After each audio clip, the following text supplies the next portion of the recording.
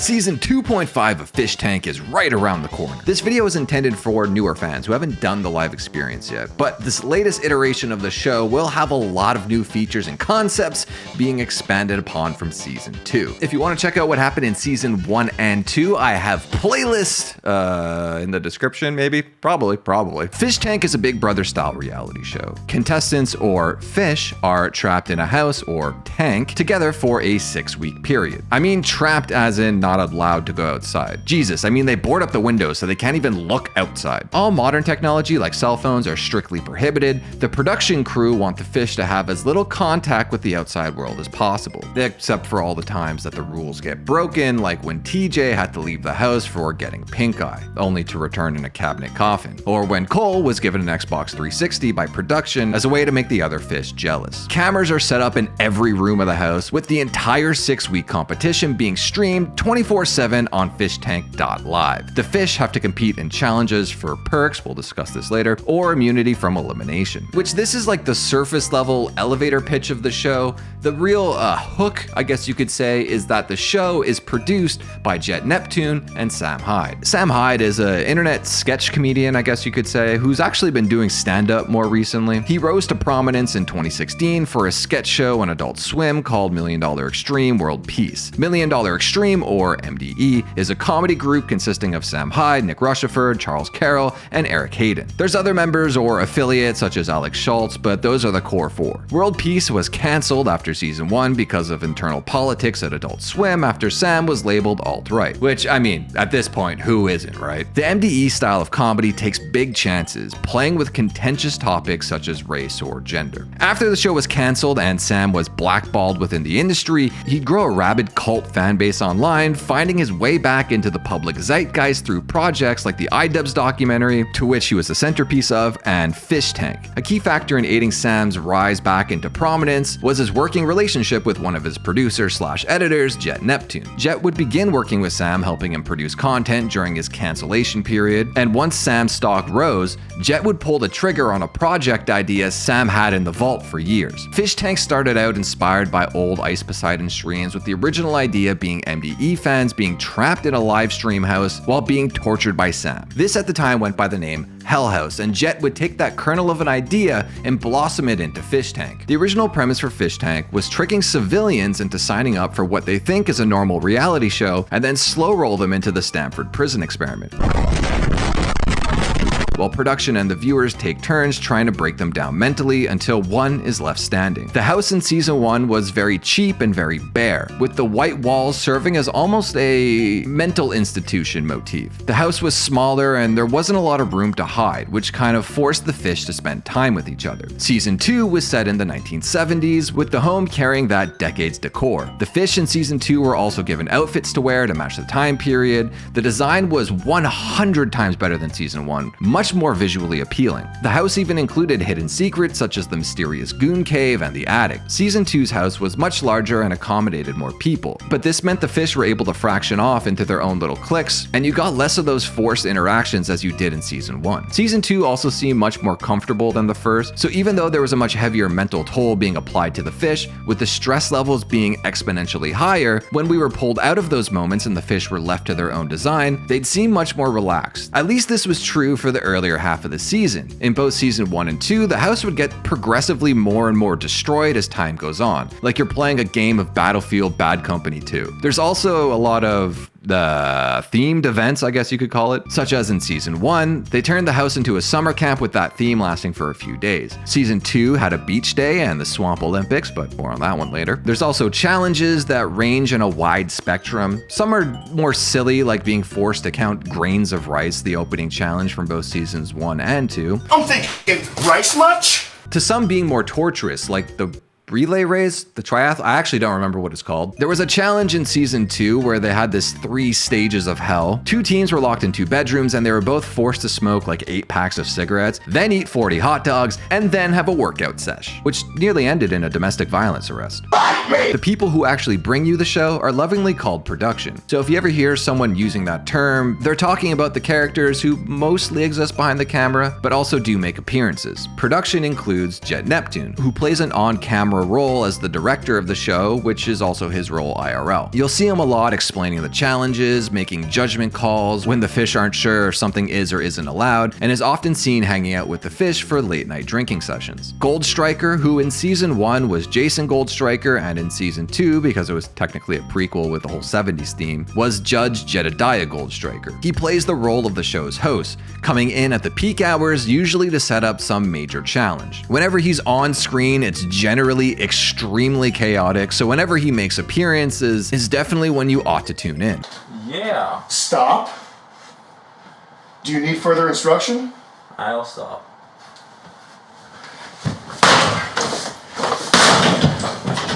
I'll let myself out if that's okay with you.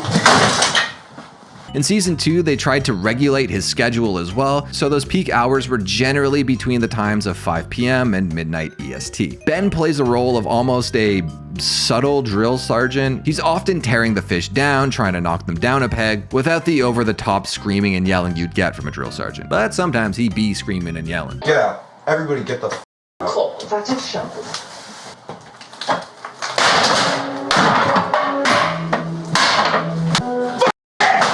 There's also Chris Lynch, who played the role of bartender in season 2. Vance and Josie, who were both contestants on season 1, played the role of cameraman and production assistant in season 2, often bringing up loot crates and enforcing punishment on the fish. More on those two later. Cowboy, who plays the role of medic, and Sensei Scott, who plays the role of combat instructor. Originally, I think they brought him in season 1 just to help Sam work out with his boxing training during the off hours, but in season 2, he played a recurring role as the karate instructor for the fish. There's obviously more like Bex or Taxon, I suppose, but those are the prominent ones from season 2. After the season reaches its end and the live stream is taken offline, the show gets edited down into a weekly episodic format. Season 1 would air an episode once a week leading up to the start of season 2, and season 2, which is yet to air, is currently in production. So I assume it's going to air sometime close to season 3 or leading up to it, let's say, but I can't confirm that. The fish selection process seems to be choosing people who either just make Jet laugh or have some level of mental illness. She went on Roblox and was bragging in a Roblox lobby with a Jason Goldstriker skin. Yeah. She was in a lobby and then she started spamming the N-word and then her account got banned. So, I'm not kidding. That's literally her. In season 1, there was a total of 8 fish who'd be eliminated about once a week through some sort of challenge, while season 2 had a total of 10 fish, with a large portion of which would end up quitting from the elevated amounts of mental torture. Season 1 had a few people who were MDE fans, but they all kind of kept it as low-key as possible, while mixing in a bunch of regular people. When season 2 began its casting process, MDE fans flooded the application proceeding, forcing Jet to cast 9 MDE fans and 1 clueless Chinese girl. Pete, what are you hovering for? Nothing, I'm just hiding here. Get out of here. Okay. Take a hike. I'm telling a real story. Go in another room. Off. Because all the fish were in on the joke of season 2, it more closely resembled Hell House than it did season 1 of Fishtank. This led to a bit of a weird flow with, I think, like 4 of the 10 fish ducking out within the first 2 weeks.